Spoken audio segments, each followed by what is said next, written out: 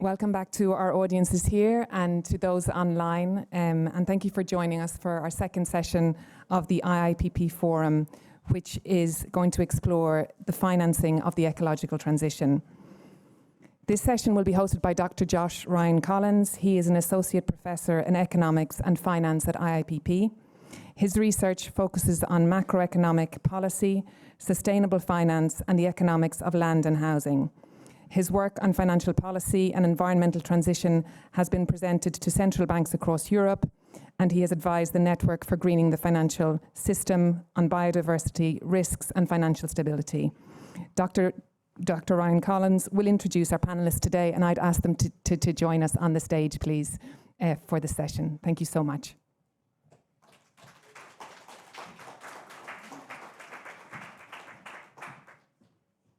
Thanks very much, Nora, and thanks to everyone for coming on this boiling hot June day in London.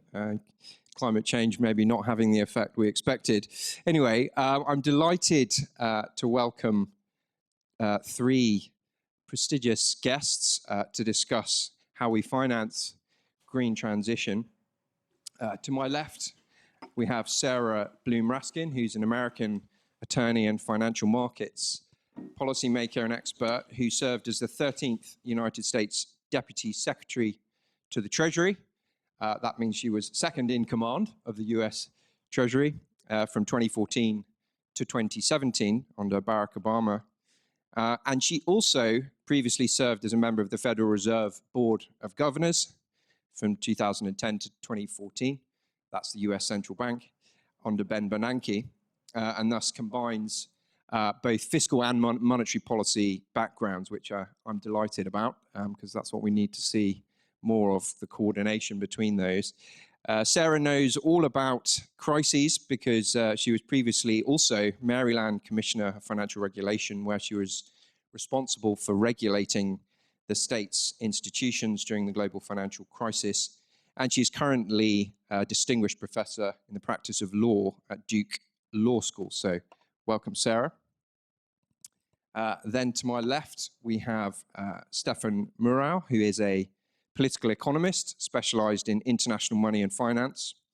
Since April 2023, he is the principal investigator of the OBFA Transform Project, a research group financed by the German Research Foundation at the Global Climate Forum in Berlin and the Free University of Berlin. Stefan is also a fellow of the Global Development Policy Center of Boston University in the US and the Monetary and Economic Department at the Bank for International Settlements. His research covers four major themes: private credit money accommodation, the international monetary system, the European Monetary Union, and the financing of large-scale transformations, which is exactly what we will be focusing on today. Our third guest is Vera Songwei, who's joining us online. Welcome, Vera. Vera is chair and funder, there she is above my head. Vera is chair and funder of the Liquidity and Sustainability Facility, which supports African countries gain access to international finance. She's senior advisor to the BIS, Bank of International Settlements, Financial Stability Institute, and she's also a visiting senior fellow at the Brookings Institution African Growth Initiative. Now, Vera has a long track record on international climate finance. She was co-chair of the independent high-level expert panel on climate finance, nominated by the government of the UK and Egypt at COP27, and also for the Egypt and UEA under COP28, and wrote alongside Nick Stern, and the two of them wrote the Songwei-Stern report on climate finance, as well as the report on accelerating implementation of climate finance. And she's also co-authored the report Financing Nature, a Transformative Agenda, launched at COP28. It's an area that we're very interested in exploring more at IIPP, how do we transition not just climate, but also nature. And from 2017 to 2022, Vera was Executive Secretary of the Economic Commission for Africa at the level of Undersecretary General, and she previously worked for the World Bank and the International Finance Corporation. Welcome, Vera. Fantastic panel. I'm just going to make a few introductory comments. Got a couple of graphics, not very many, I promise. But the first point I really wanted to make was just about the scale of the challenge we face. The ecological transition, the climate transition just on its own, just putting the nature transition, the biodiversity transition to one side, requires a fundamental transformation of our economies, and of course with it, financial flows. This is summed up quite well in this chart from the Climate Policy Initiative, which shows that global finance flows, currently just over 1 trillion, they need to rise to almost 9 trillion per year until 2030. Most estimates has a consensus around this. So it's a 9 times increase from where we are now, and that needs to happen almost immediately. We can't hang around here. So that feels like a massive challenge, an almost impossibly big challenge. But let's just put it in context. These are 2020, 2021, 22 figures. Global public expenditure on the military was almost double that figure, or current expenditure is almost double that figure. And the amount of money we're putting into subsidies, implicit and explicit, for fossil fuels is almost 7 times the current level of investment in climate finance. And if we look at what happened during the COVID pandemic, we see that it was more than 10 times the size of current expenditure on finance. So it is possible. Let's just be clear, it is possible to do this if we have the ambition and the political will. And what's interesting about the COVID pandemic is we saw the most important macroeconomic institutions that we have, the central banks and the ministries of finance of the world, coordinating to essentially save national and global economies, to save millions and millions of jobs, to keep people earning money, to save businesses. And they coordinated to do that, central banks, enabling massive fiscal expansions. However, we then had the great inflation that followed the COVID pandemic, and we've seen that coordination rather disappear. Rather, we've seen huge increases in interest rates by nearly all central banks around the world. And this is pretty bad news for the green transition, because the cost of capital for green projects is considerably higher than it is for fossil fuel projects. And this chart just shows what the cost of electricity from different sources of energy is. The increase in the cost from just a 2% rise in interest rates, considerably less than most countries have experienced, it was more like 4%. And you can see for wind and solar, we're talking about between 16 and 20% increase in the levelized cost of electricity, because these industries require upfront capital investment to a much greater degree than fossil fuels. So major questions there in terms of monetary policy and how that supports the transition, which we'll be exploring. On top of that, we've got this huge challenge of how do we support emerging market and developing economies to transition, whilst at the same time ensuring they're able to continue to develop and reach quality of life that we take for granted here in high-income economies. And they face a number of massive structural disadvantages in doing that: weaker currencies, inability to access international financial markets, debt is not valued as highly. And this chart, which you probably can't see the detail of, but what it basically shows is the expected return on investment from the private sector for investors in green projects in different countries. And essentially, as you go down that list, you start off with Germany and European countries, the expected required rate of returns around 5%. By the time you get down to some sub-Saharan African countries, we're up at above 30%. So there are major barriers in regard to private investment in lower income economies. And all of this raises deep questions about whether we have the right set of institutions and policy frameworks for steering this transition. And the consensus, the dominant policy narrative at the moment, is that the role of the state is to enable the private sector to lead this transition, whether that's by getting firms to disclose the climate-related financial risks on their balance sheets, or climate stress tests and scenario analysis, or whether it's by subsidies for investments, so-called de-risking agenda, or attempts to impose forms of carbon taxation, which largely so far have failed. So in this session, I really want to critically examine that consensus, really, and see if we can find an alternative way forward. So I'm going to start off by asking you a question on this topic, Sarah. As I said, the market-led approach has received quite some criticism. It doesn't sort of seem to be working. We're not seeing the shifts in finance that we need to see. Some scholars which we're familiar with, such as Daniela Gabor, have talked about this as a Wall Street consensus, the next stage from the Washington consensus. This is just a way of governments de-risking, socializing risk, and public sector not benefiting, and developing economies not benefiting from this. But others have quite a different view. What's your view on this market-led approach generally, and do you think there's an alternative way forward? Okay, well, thank you for that. I mean, these slides actually do set the context in I think in a very telling way, because what we are seeing as we are watching the decarbonization transition occur is really a lack of a policy scaffolding. So when you talk about it being market-driven, it is actually that's exactly what it means. The market is driving it, and it's driving it with very minimal, what I would call policy scaffolding.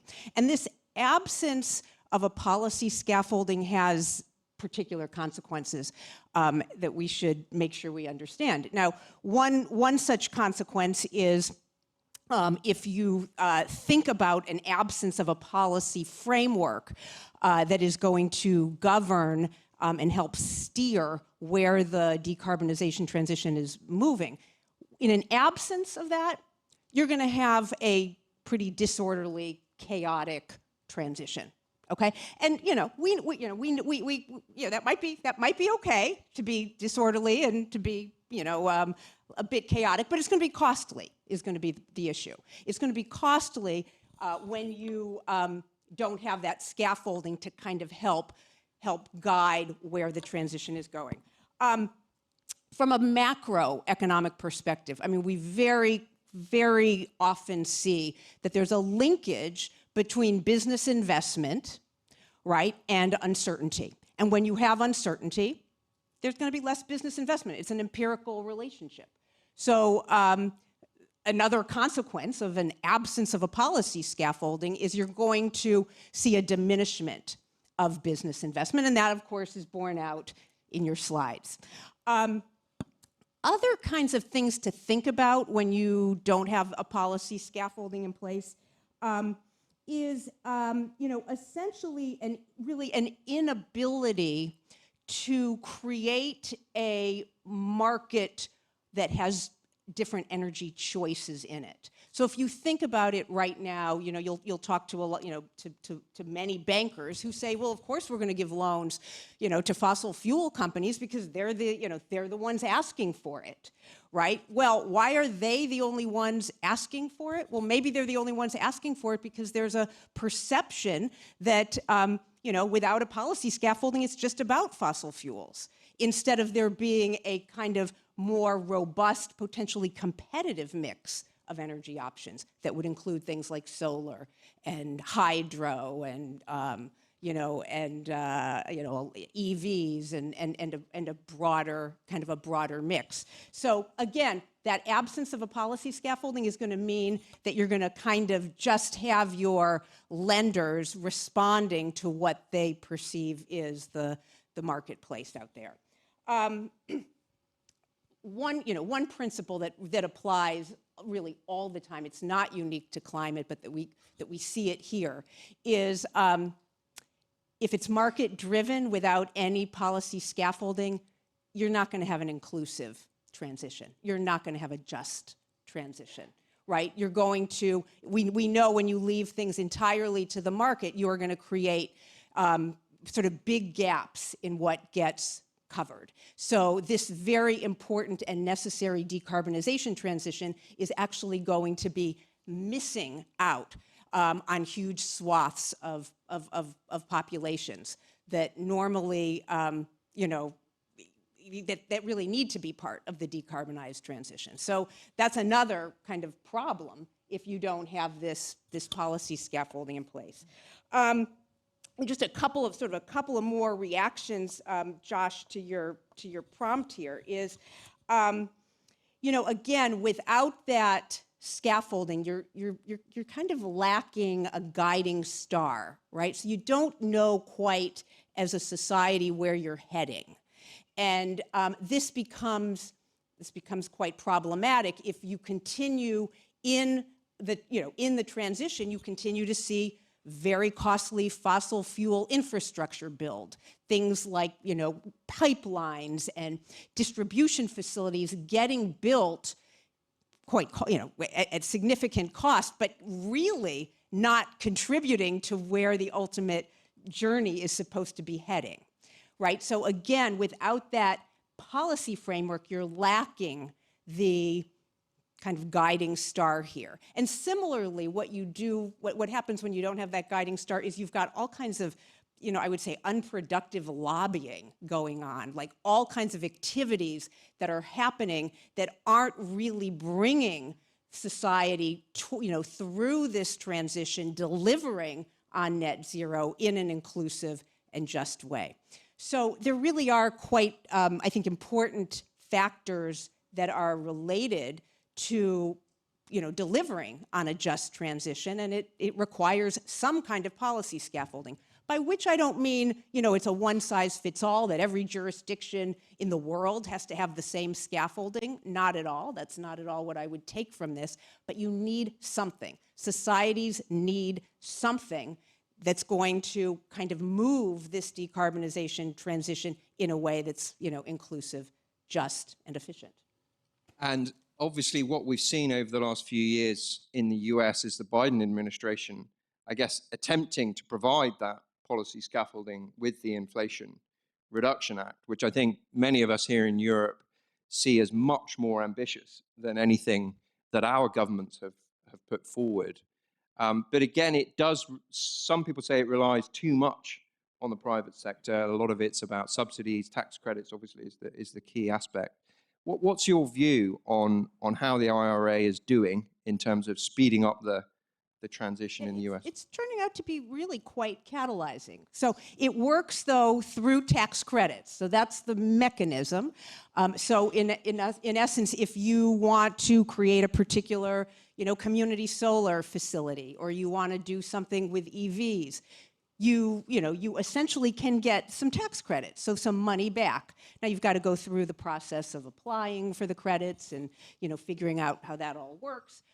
But it is a mechanism that is now embedded in law. So it is really part of a comprehensive strategy. And I should also say, to this inclusiveness point that I raised before, what the IRA does is it actually gives stepped up tax credit for particular delivery of renewables in low and moderate income communities. So for example, if you're going to do, if you're going to say in the solar example, if you're going to sell solar in areas that are low and moderate income, you will get actually more than just your basic tax credit. You'll get a stepped up tax credit. That's an example of this idea of a regulatory or policy scaffolding creating a kind of a sort of a counter pull to the question of inclusiveness. Thanks. I want to move on to Stefan. So Stefan, your main research project at the moment, as I was saying, is focused on kind of historical research on massive structural economic transitions and how they were essentially financed. I mean, what's your kind of highlights from your research so far, and what are the lessons you've learned in terms of how we can think about the green transition today, how we can finance the green transition?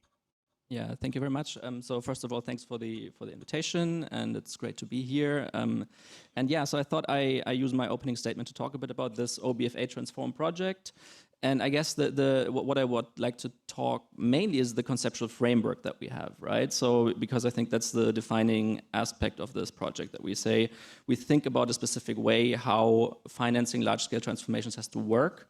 And we look at historical case studies like war finance and reconstruction finance, trying to see these structures, how that has happened in the past, and then try to get learnings out of it for the green transition, right? And so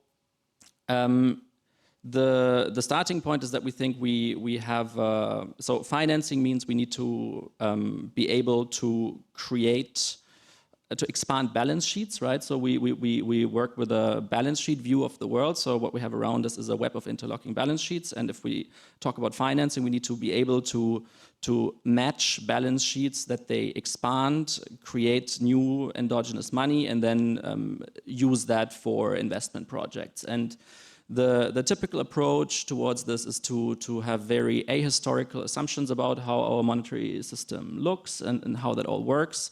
And we say, no, we need to really look at a specific financial system at a specific moment in time, and the kind of institutions that we have there, and what they should and could do, right? And so what we do is, so the framework, we call it monetary architecture. So we try to map monetary architectures at specific moments in time and identify what are the institutions that are there. So I mean, it's a very common feature to have central banks and treasuries, right? So, and those are usually seen as the key entities of the state that should provide financing. But then we have obviously a private sector with banks, non-bank financial institutions. But then the one phenomenon that we're particularly interested in, we call it off-balance sheet fiscal agencies. So those are public or private public entities that are belong to the state or are somehow associated with the state. And that can also do financing. I mean, the one key example would be development banks, but you have public investment funds. You can think about public companies. And so they have activities that could, in theory, be also on the balance sheet of the treasury. But you may also think that, but you can also basically outsource them and create more targeted, specialized entities. And so the fundamental hypothesis that we have in this project is to say that whenever states have to finance transformations, you will end up seeing new of these balance sheets being created. So the intuition is when there was war finance, you would see specific public-private entities emerging that take care of this. You see this in reconstruction finance, or like in Germany, for instance, the Kreditanstalt für Wiederaufbau, KfW, but a variety of entities. So once you start looking for them, you see them everywhere, right? And there's a tendency to criticize that because it doesn't really fit to our models, right? So our model is the state is the treasury and the central bank, and then they should collaborate.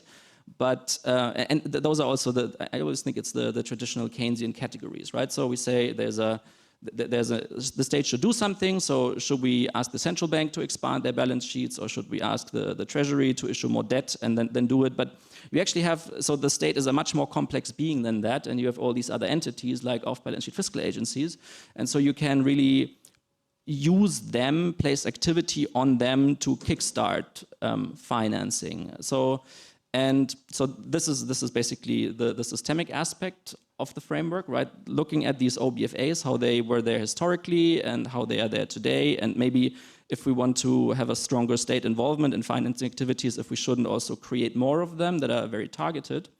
And then the second big issue that we have in our conceptual framework is to say that financing is actually a process, right? So we should not only think about getting them or creating money to fill the financing gap that you just mentioned, but we say we actually need to think about 4 analytical steps. And that means really taking this endogenous money framework seriously. And so the first step is the expansion of balance sheets. So we need to create money through expanding balance sheets. And the second thing is, how do we fund it, right? So we need entities that are capable of holding the debt that we've created over a long time horizon. And so the entire system must also be able to provide this funding. And I think this is something that always gets lost a bit in the discussion, right? And here I think that even if we think about that there are public institutions that can provide the initial expansion, you will not be able to fund all this without the private sector. That's why it's really always it has to be a public-private enterprise. But I think it is possible to have public entities as investors of first resort. So it's expansion funding. Then we need public institutions in place that are able to also backstop all of this. And at the very end of it, which is a big issue, and I think it's very hardly ever discussed, but we also have to think, are we able then to get rid of the debt, right? Because at the moment, I guess we have our financial system is already very expanded, and the idea of the green transition is so we have to harness our credit system to invest, but it does make sense also to think about the end if we're able to also reduce the debt burden overall. So yeah, the conceptual framework, to sum that up, is like having a systemic view of public and private entities that somehow interlock with each other in a historically specific way, and we need to use this and create a division of labor among different balance sheets to guide the monetary architecture through that process. Thank you. And can you just give us one example of one of the organizations, maybe the RFC or one of the ones you've looked at, just to sort of bring it to life for the audience? Exactly. How I mean, so the the RFC is a very nice example from the States. So the Reconstruction Finance Corporation that was created during the Great Depression, that I think played a massive role in building the highway system in the US, and then they shifted into war finance as World War II came up, and they worked very much in tune with the Fed. But I guess they were shut down after the war, also because I guess these type of vehicles fell out of fashion. They don't really fit into the established Keynesian framework of the Treasury and the central bank. They're often seen as something a bit dodgy. But yeah, I guess the intuition is, if you want the state to be an investor of first resort, it also has to have some creativity, do some institution building to create the right institutions to do that. And this is something that you witness when you look at history. Thank you. Okay, I want to bring in Vera at this point.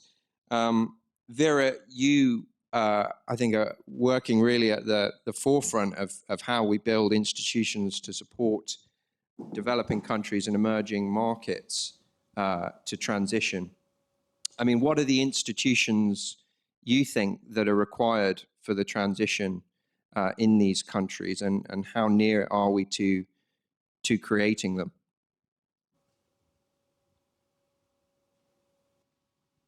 I don't think we can hear Vera. I need to unmute. Yes, I needed to unmute myself.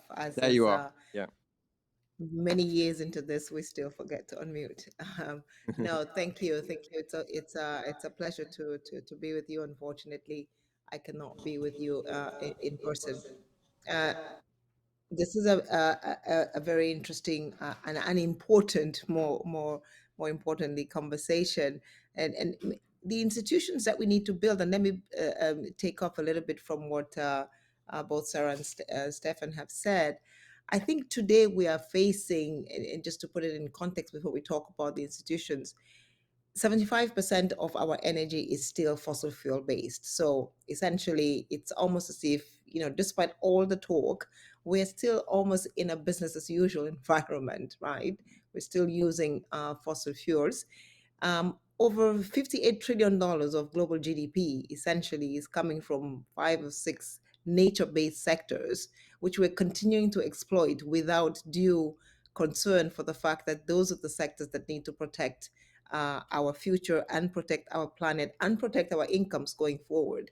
And so we do need to change some of that. And hence, I think Sarah's emphasis on sort of what is the policy scaffolding, what is the policy architecture that we need to put around that. A lot of the work that I'm doing now is looking at a little bit the transition. What does that transition look like, and what does the financing of that transition look like?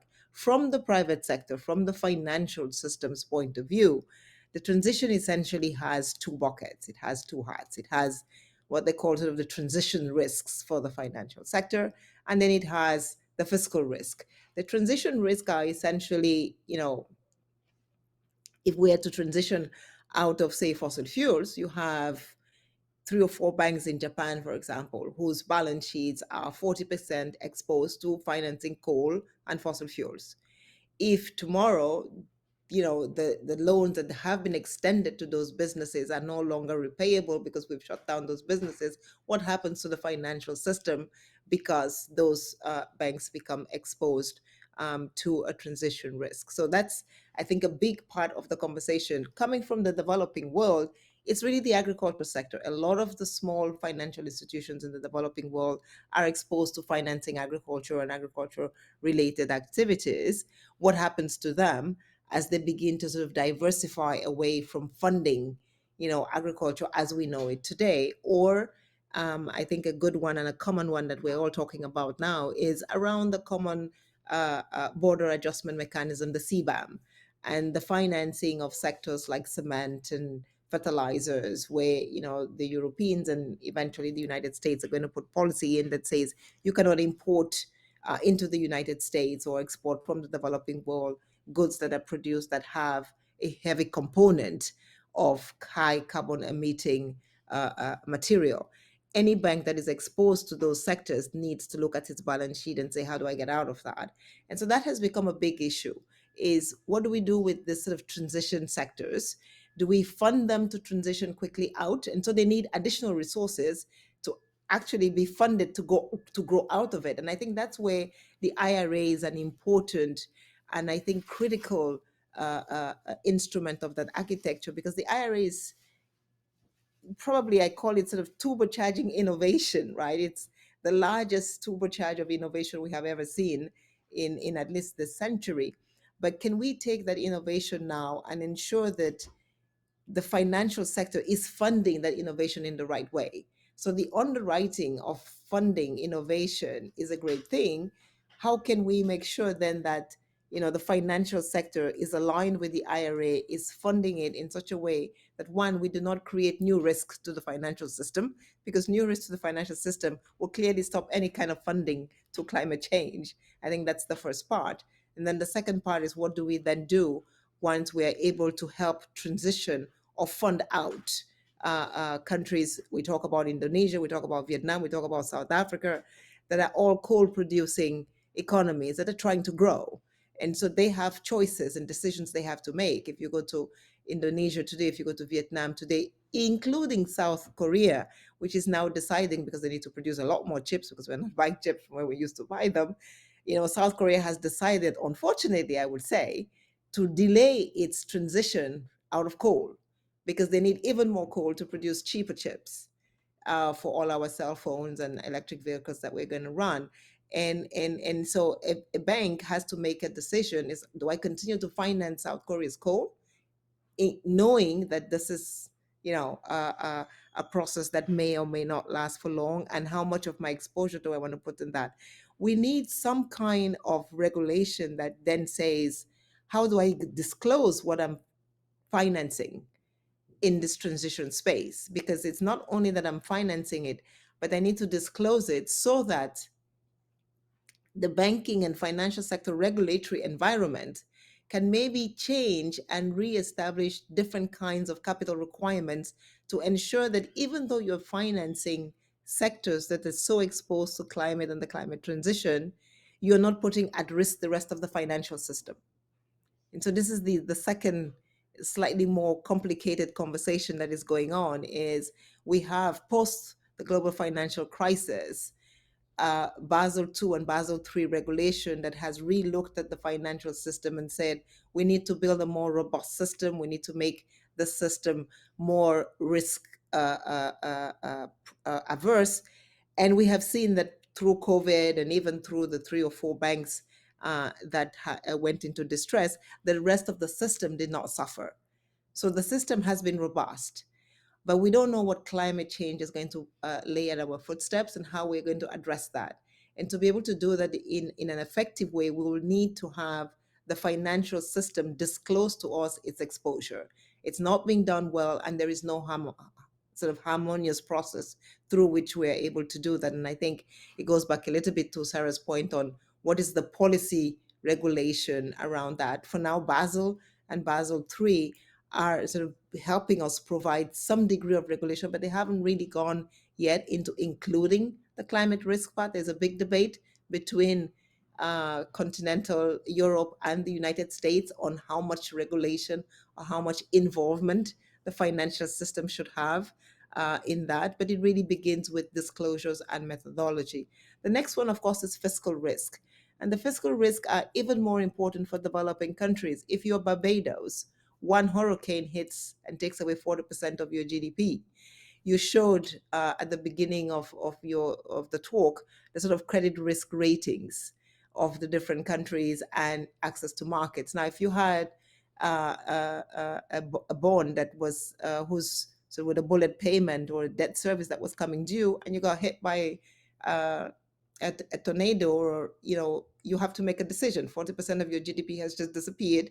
There are safety nets you have to put in place, or are you going to start paying off a debt service? I think what Prime Minister Mia Mottley under the Bridgetown Initiative has successfully done is to say, let's argue for putting in new institutions, new policy scaffoldings, if you want to use that word, around. So if countries are hit by those kinds of climate events, then we should put debt suspension clauses immediately in each of those sort of debt contracts, so that they are not faced with having to make the decision of whether they save their economies or pay their debts. Today, we are talking about $68 billion of net exits of capital leaving the developing world into the developed world. A lot of it around sort of the fear of sort of climate change and climate disasters. And so we do need to find ways of building new institutions that can ensure that we keep this developing economies more robust. And so these are one of the things that we're working on, is disclosure, one, for the financial sector into where exactly they are investing, but also then working on the public sector side to say, what are the different policy regimes that we can put in place to ensure, one, that the financial system is not being put at risk because of the investments that are being made, but also to encourage the financial system to make the right investments in the right segments of the economy. So into the into a more green transition economy, hence the use and the need for green bonds, for example. But when you look, and this will be my last point, when you look at sort of the use of green bonds, for example, under the Basel regulations, green bonds are seen as a derivative instrument. And if we go back to 2008, derivative instruments were not a good thing. Derivative instruments essentially caused the crisis. So derivative instruments are penalized. And so we have these conversations that are going on between sort of the developing world and the development world that says, US government, donors, please give us more credit guarantees so that we can go out there and, do more green projects. And then you have Basel saying, well, anything that looks like a derivative we don't like, and so we're going to slap higher capital requirements on them. And so there's a huge contradiction between sort of what policy is trying to achieve and what policy on the other side of regulation is really doing. And we do need a little bit more in this sort of more uncharted world to see whether we can bring policy, regulation, financial sector development world together to see whether we can make sure that the investments in the green transition stay in a way that are sustainable, but most importantly, create and generate growth and jobs for the people that we are trying to support. Thank you, Vera. That was a fascinating set of insights into the climate finance challenge. I'm very keen that we open up to the audience as soon as possible. So would like to hear from you. I'll take 3 to 4 questions. Try and keep them short and make sure they're questions rather than statements. Thank you. Young lady at the front. Please say who you are briefly as well.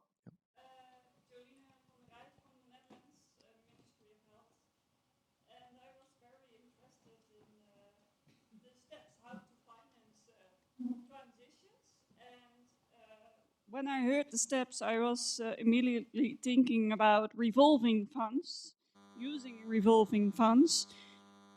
Do one of you, as experts, have good examples of huge national or international revolving funds who helped that transition? And is it a mean to use revolving funds to include those three stages of extension of funds, organizations who for holding the funds and the reduce of debt?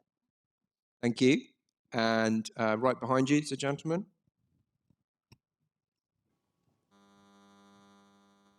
Hi, yeah, I'm Simon Newell. I'm from Positive Money UK. I really like Stefan's monetary architecture approach, particularly the kind of recognition that balance sheets necessarily expand and contract as investments are made and mature. But then what are, maybe this was in your paper, it's been a while since I read it, but what are like the kind of things you'd characterize as the hard limits to how much balance sheets in aggregate can expand? Is it, you know, inflation, or is it financial stability, and what can be done to kind of mitigate those risks or limits? Thank you. Any more? Gentleman on the left. Thank you. My name is Jakob Kofler. I'm from the Austrian Institute for SME Research, and here the third question is mine. Do we have the right governance arrangements in place to set directionality for financing the green transition? And if not, what do we need to change? Especially also considering that central banks are independent institutions, not parts of governance. So, for example, how do we need to change their architecture to become an active change agent, so to say? Thanks. Okay, I think we could take one more if there's any more. Yeah, gentleman there. Hi, I've also placed my question in the Slido. I was thinking in climate. You say who you are, sorry. Come again. I'm Alex Pazaitis from Taltech. I was thinking in climate justice terms, that showing this graph on the return on investment and the credit score that you get in different countries, it's also striking that the historical polluters are also the ones that have the better credit score, whereas the most vulnerable regions on Earth has the worst investment opportunities. And so, would it be any technical way to, for instance, calculating historical emissions into the credit score to leverage more investments into where they're most needed, and also make the polluters pay, as it's often said? Okay, thanks very much. So we have 4 questions there. Maybe I'll start with Sarah. Would you like to pick up the third question, I think, from is it Zach? Jakob, sorry. On governance arrangements, and in particular, do we, central banks are independent. They've, independence has been the preferred approach since the early 1990s, really. But quite a lot of questions now about that independence, both because of quantitative easing and kind of what happens after quantitative tightening, and also because of this challenge, as Jakob was saying, that we sort of need central banks to become agents of change rather than just agents of stability to help this transition happen. Yeah. So a little bit, I think this independence mantra can be a little bit of a red herring. Okay, because why is that? Because we think, and I think with good reason, that central bank independence is a good thing. It actually, we see, for example, that the ability to anchor inflationary expectations is positively correlated with a degree of independence. So there's reason to think that independence is a good thing. But that doesn't necessarily take away from the, I think, very important question about how central banks fulfill their mandates. Now, central banks have different mandates. In the US, it's a dual mandate, right? So it's price stability and maximum employment within sort of undergirding of financial stability. I would argue that those mandates are actually broad enough to be asking some of the questions that we're talking about today. Okay, so what happens in those discussions is that immediately people say, oh, well, no, you're going to compromise. If you put climate into the discussion, you're compromising the central bank's independence, and we don't like that. And then it becomes a conversation stopper, okay? I think we should watch that, watch that rhetoric, because again, the independence is important. I think it's important for reasons of having to do with, in the inflation mandate in particular, which most central banks have in their mandates. But at the same time, it really shouldn't have everything to do with the notion of, say, incorporating climate-related financial risk. Why should climate-related financial risk, talking about it, figuring out what it means, what its contours are, how does that compromise central bank independence? It doesn't. It really doesn't. The only way it does is for people, who believe that discussions of climate are somehow not risk-based. But they are risk-based. And as long as they are risk-based, they are well within the mantra and the mandate of the central banks to be looking at. So that's kind of my sense around this kind of independence issue, is to not fall, don't fall for it as a reason why some of these more innovative central bank mechanisms can't be tried. Thanks. And Stefan, do you want to pick up the question or Simon's question on balance sheets and this? What are the limits to fiscal expansion, monetarily financed perhaps by the central bank via your off-balance sheet institutions, perhaps made politically easier by the fact these institutions are off the balance sheet? By the way, the UK is one of the only countries in the world whose public sector arm's length corporations' assets and liabilities are on the public sector balance sheet, in contrast to Germany, for example. But what are the limits and what are the governance arrangements you need in place to prevent excessive inflation, which is obviously top of everyone's mind at the moment, for example? Yeah, thanks. So I guess the first and the second question were maybe to me, but okay, so my way of looking at the world says it's an endogenous money world, right? So what do you mean by endogenous money? Because maybe some non-economists. Okay, so in the audience. there is so the usual juxtaposition is a loanable funds world, where you think there's just a fixed quantity of money out there that just exists there and that has to be shuffled around. So it's a bit like, I don't know, like in a board game, you have like a fixed amount of coins or so on, and if we need to finance something, we have to shift them here and take them away there. But the reality is that banks and other financial institutions are able to expand their balance sheets to create money. Just so credit creation and money creation are the same technical process.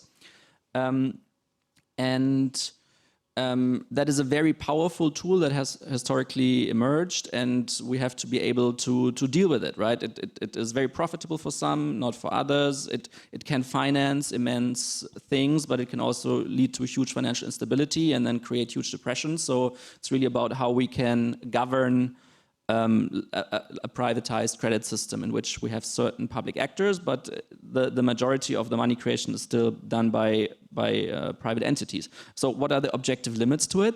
Well, I guess, very generally speaking, there are none, right? So, I mean, you can expand balance sheets as much as you want, but then each particular balance sheet has its own restrictions. I call them stipulations. It can be regulations for banks. It can be a central bank mandate. It can be the fact that on the treasury balance sheet, you have a political process that overlooks it, right? Or you can have fiscal rules. I feel we have historically accumulated like a gazillion of different binding elements. And to a large extent, we talk about how can we maybe circumvent some of them to finance this expansion, right? And then some would say, okay, because there's no objective technical limits, there are no other limits. But I mean, there are, of course, other limits, I think. It can be inflation, right?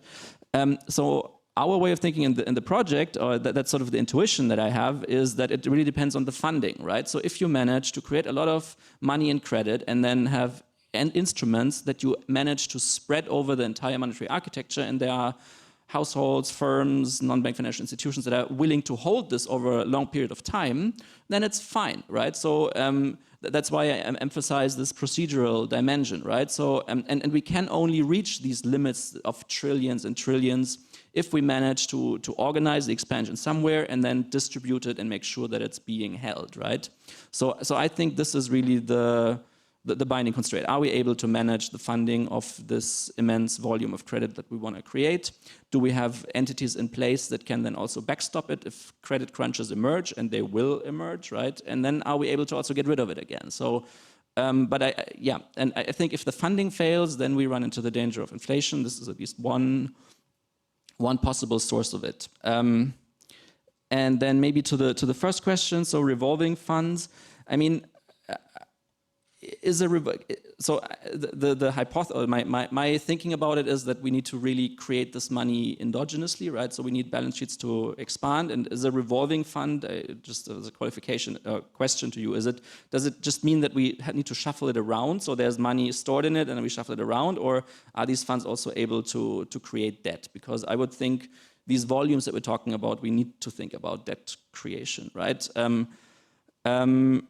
If I understand correctly, revolving funds are what would be these Sondervermögen special funds in Germany, for instance, as well. And I think one of the key advantages there is that you just are able to use the public budget in a more long-term horizon and not just have year by year by year by year where you have a lot of uncertainty. So you're basically able to smoothen out, to be a bit more predictable and show more commitment towards the seriousness of the transition. But still, I think that the volumes that can be in these funds will just never be enough to reach those trillions. So I think they can be one useful tool, but I don't think that they can really reach the quantities that we're talking about. Thanks. And then Vera, would you like to pick up the question from Alex on climate justice and the fact that, historically, the biggest polluters are high-income economies, and given that, how should we arrange financial flows to enable emerging developing countries to develop and also transition at the same time? How do we find that balance? I guess I'm also interested personally in your thoughts on things like you were mentioning the debt crises in emerging markets, debt for nature swaps, for example, or green SDRs. I mean, what sort of instruments are going to solve this huge challenge? No, thank you. Thanks for the questions. I think on the sort of justice front, there are two things, and that's again where the financial system is important. The credit rating agencies have turned out to be, a centerpiece of a lot of the regulation. They're built into most of the regulation that we have today around the allocation of resources. And what we do see indeed is that we don't have, and one of the things that we're working very hard at is trying to get nature into one balance sheets of countries so that one can assess different countries differently. And that will probably give, hopefully, some a boost up or others a boost down. But when you look at the financial system or the banking sector system, there is pricing that is attributed to their CO2 emissions or their removal of CO2 emissions. The mirror image of that conversation is essentially carbon pricing or voluntary market carbon pricing. For a particular nondescript financial institution that says, we are doing X amount of effort to decrease our CO2 emissions, they price carbon at maybe $200 a ton. When they go to the developing world to actually purchase real carbon, they price it at $5 a ton. So there is huge asymmetry and this is sort of part of the conversation around greenwashing and how one does the carbon pricing. And this is part of, again, the just conversation is, what is the just price for carbon? How can we put a price for carbon that is sufficient enough that the developing world that has a lot of the nature assets can actually benefit from this commodity? And so there is a lot of work that's going on that. I think I mentioned in the first intervention to the move towards more a compliance-based system. I think a compliance-based system will hopefully level the playing field, provide a little bit more transparency on pricing, and move us to a place where hopefully the developing world can also benefit. On the SDRs, and this is an important point, I think Stefan mentioned a little bit money creation. The biggest sort of money creation experiment that we have gone through was post-COVID $650 billion of special drawing rights that were issued. And essentially we can create money if we wanted to fight global goods or global bads, in this case climate change. And I am a big proponent of saying, can we issue new SDRs, but maybe more focused on helping to fund the climate transition? That requires a little bit what Stefan was saying, that maybe we change also the rules around the allocation of the SDRs. Today, the SDRs are allocated in such a way that Africa, for example, only got out of the $650 billion for COVID, 5%. All the other countries, the low-income countries, got 4%, right? 17% went to the United States, for example. So the United States can already create its own resources. It's done that under the IRA. It's done that under the infrastructure bill. Climate change is a global bad in some sense. And so we do need to make sure that if we're trying to correct it, and this is the question, we provide the resources, one, to those that need it the most, and two, to those who can make the biggest impact or change the course of CO2 emissions. And I think that being able to create money, SDRs in this case, will be an important component of how one solves this issue, but also bringing in a justice into the conversation to see how we work. So two things we need to do is SDRs and work with credit rating agencies to see how we can include nature in the credit rating methodology, but also make the methodology itself a big part. And I think this is what Sarah was talking about. The financial system, the banking sector will say, listen, we don't want to deal with climate. This is a slow burning problem. Financial stability to us is we worry about 3 months, 6 months, 1 year maximum. We are not worrying about 5 years into the future. And so this really is not part of our remit. But we are arguing, and a lot of the models that are looking at financial stability are backward-looking models. And so a lot of the work that we're trying to do today is to say, how can we put forward-looking models into the financial stability calculations and include climate change into it? Because what we know for sure about climate change is that we're getting climate hazards which are coming in quicker succession and much more destructive. 5 years ago, maybe we had, one cyclone, and it came, every 6 months. Now we're having them, I think this year they say we're going to have 23 or something. And, the cost of each of them is going to be a lot worse. And so it is important that the financial system include climate risk into its calculations to make sure that we don't find ourselves one morning with it already upon us, because we have been looking at backward calculations and not looking into the future to see what is ahead of us. Thank you. Fully agree with that. And at IIPP, we are trying to develop a more precautionary approach to financial policy. Question, lady over there. Thanks. Hi, thank you so much. I'm Carla. I'm currently working at the UCL Institute for Sustainable Resources. So I wanted to go further into what you just said regarding the credit rating agencies, because this is something we were exploring at the institute. So basically, as far as I read in the literature, and also after discussing with CRAs, the point is that for backward-looking models and regarding developing markets and developing economies, the point is regards data availability, no? And the uncertainty related to the data. So when it comes to the developed world, you know better than me that to retrieve data from a socioeconomic perspective, environmental perspective is very difficult. And when we look at the climate scenarios, the uncertainty there is even huger because we are looking at models under certain specific scenarios, and I'm talking as an engineer right now, that are that are run at kilometers of resolution, so we are not even able to predict weather when it comes to specific phenomena into 1, 2, 3 days. We are not able to have precise information of what will occur in the future. And now we are even changing our way of predicting the future with new kind of pathway scenarios. So my point is that since we are also struggling from a research point of view in trying to change the rating agency approach and the fiscal system in trying to award the developing markets toward having a lower cost of capital, how can we include this kind of information? And so what is your perspective here? Because it's very challenging. Okay, thank you. One or two more. Gentleman behind you. Hi, Ashur Nissan at Kaya Advisory. I'd like to ask Stefan and Vera maybe.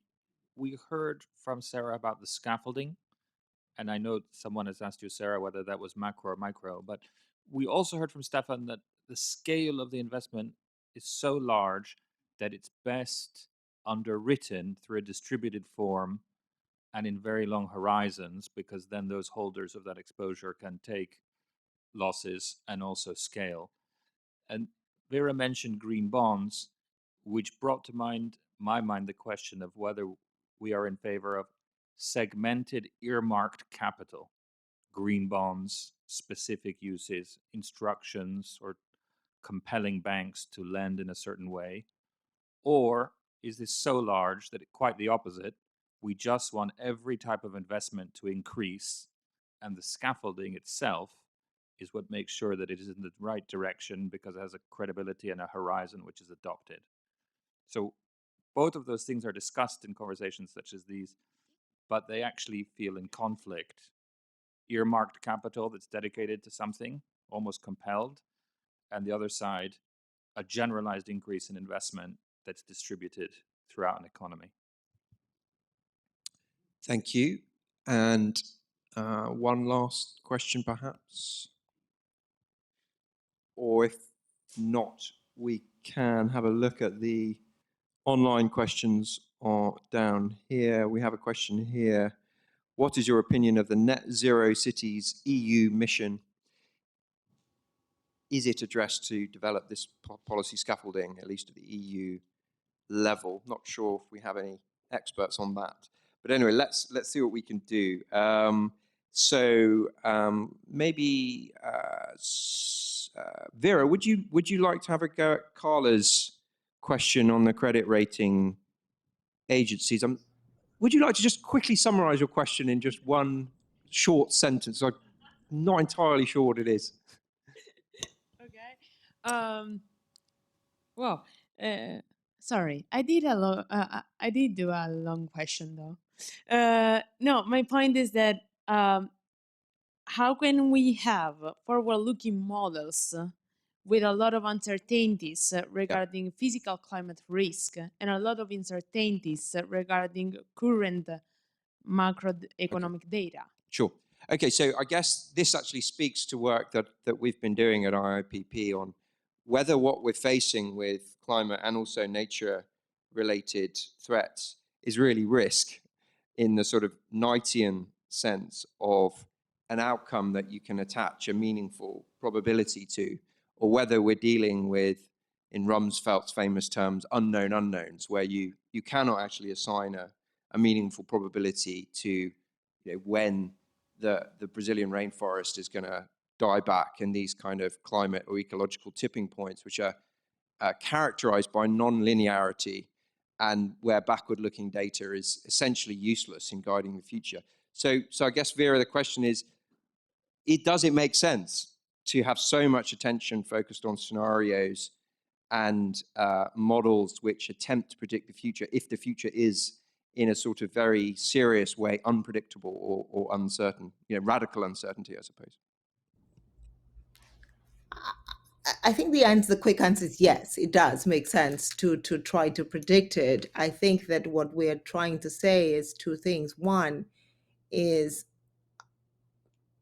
we are, and at least for the financial system, we're looking at 1 year, 3 months, actually 6 months and 1 year. We can at least begin to build scenarios that give us a sense of, where is it that we're going, what is it that needs to be done, and so being able to have a forward-looking sense of where the investments are going into is a useful and important way of looking at some of this matrix. And in particular, because we're going to use those matrix to determine who gets financing and who doesn't, it is then even more important to make sure that we're redirecting credit or helping steer credit to where it is needed the most and where it is as well cost effective. I think the issue is also that it's not so much, what is the minutia of the degree of information that we have, but it is the consequence or of eventually a climate hazard and what that will then imply for sort of your macroeconomic numbers. And we have some sense of that, and I think we can project that. We build economic scenarios all the time. And my sense is what we're trying to do is do three things with credit rating agencies. The first one is get their methodology straight. Two, get the data that they use to be slightly more transparent. And one of the issues that we have with credit rating agencies is that it's a lot of composite data, which is coming from maybe, the World Bank, the IMF, that is being sort of double counted in some sense, and hence penalizing maybe unduly some jurisdictions more than others. And we want to make sure that that is clearly understood. And then finally, there is a subjective part to credit rating agencies. And I think that is also an element of the conversation that we need to see whether we can reduce. There will always be some degree of subjectivity, but can we reduce that to a minimum level? I think is also what we're talking about around credit rating agencies and how one can manage that process. Now, on earmarking resources, I think what we know and what we all agree to, and what even the financial sector and the banks agree to, is there are at least 7 sectors where the exposure to sort of the climate risk is the highest. In those 7 sectors, and this is a little bit related, I'm not a specialist on the net zero cities EU emission conversation, but cement is one of the largest. If cement or sort of housing were a sector, I think it's going to be the 8th or the 9th largest polluter. And so we do need to tackle that head on. And the question then is, what is the policy framework around which we can make sure that investment is directed towards maybe better or alternative cement or CO2 less emitting types of cement. And I think that's the conversation that one wants to have. It's not so much earmarking resources to a particular sector, but saying, can we begin to, a la IRA, support innovation that will help us reduce CO2 emissions across some broad swaths of our economy, agriculture, industry, construction, fossil fuels are clearly the ones we know and the ones that today are hurting the most.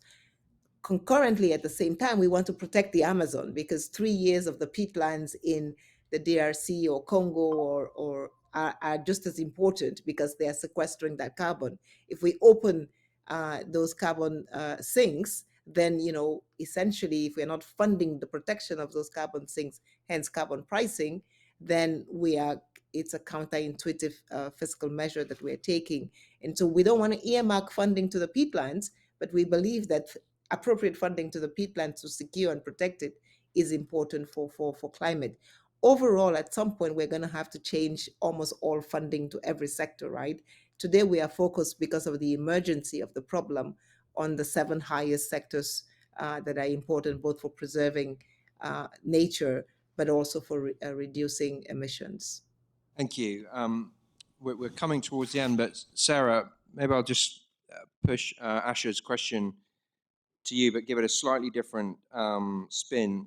We've been doing a lot of work at IIPP on this post-war credit policy or credit guidance regimes, which actually nearly all high-income economies use to support industrialization and growth, and the Southeast Asian economies use more recently, actually, South Korea, China, where the central bank works quite closely with governments and industrial policy agencies or finances development banks, state development banks, to support credit into the desirable sectors of the economy, and actually clamps down and represses credit to the less desirable sectors. So, that regime worked for a long time. It went completely out of fashion in the 80s, essentially, because the private markets were seen to be more efficient allocators of capital. Do you think we need to sort of revisit some of these ideas today? Well, it's a really sort of cutting edge question.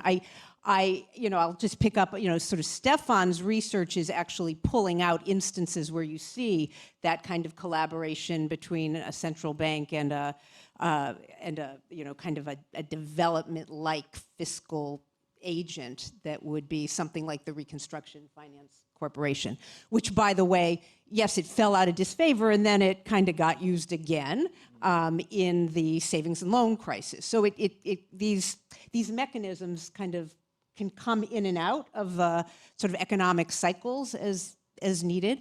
And just to sort of also underscore something that Vera said that I think is really important as we think about the transition and the issues of kind of winners and losers during the during what is going to happen and what is happening in the transition. Sort of related questions have to do with what, just looking at America's heartland, right? I mean, we have many states in the US that are coal-producing states, oil and gas-producing states, and the revenues that those states provide in terms of tax revenues are actually fossil fuel-based. So you have fossil fuel revenues in many states that are funding the schools, the bridges, the parks, the hospitals even. Right? Well, this is a transitional issue. We've got to figure out mechanisms through the transition in which the fossil fuel revenues that are driving important state-based investments get shifted, right? How do those revenues get replaced? That is a transitional issue, one of sort of distributional consequence. I think that that Vera raises that I think is important and demands the kind of state fiscal mechanisms that Stefan is researching, right? So you can see we definitely are entering questions through this during this transition. We're going to continue to be asking that are going to force discussions on what those mechanisms are going to look like. And some will be existing and some are going to have to get repurposed. But it cannot be kind of based on the sort of status quo of what is, sort of what the current structures are. We're going to have to kind of sort of unlock some imagination here if we're going to start tackling these issues well. Thank you very much, Sarah. And we're going to have to close it down there. So I just want to say thank you very much to our panelists, Sarah, Stefan, and Vera. Thanks so much for joining us, and thank you to the audience for joining too.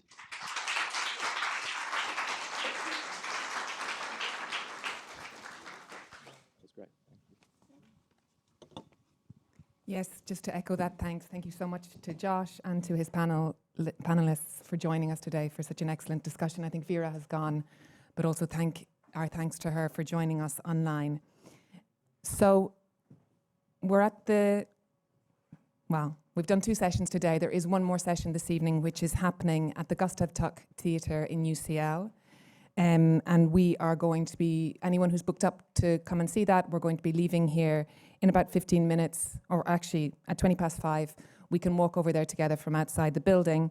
where we are going to be attending an evening panel, New Economic Thinking for a New Industrial Strategy, where Professor Mariana Mazzucato will be launching the Strategic Economies Alliance, speaking to the return of industrial strategy around the world, but aiming to strengthening its influence and the influence of new economic thinking on such policies. The session is fully booked, so if you have a ticket, please come along. If you don't, it might be more edgy, but come along maybe anyway and see if we can get you in. That I shouldn't have said that. The comms team won't be happy.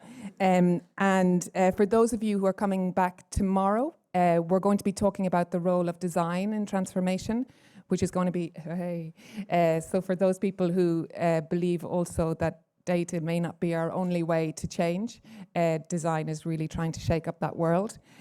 So please do come tomorrow to join us for that discussion. And most importantly, we want to be as green as possible. So if you're not coming back tomorrow, please do leave back your badge so that we can continue to use them at IIPP for future conferences. So thank you so much for joining us today. For those of you who are coming with us later, we'll be leaving the building at 5:15 to go over there together. So thank you very much. Bye-bye.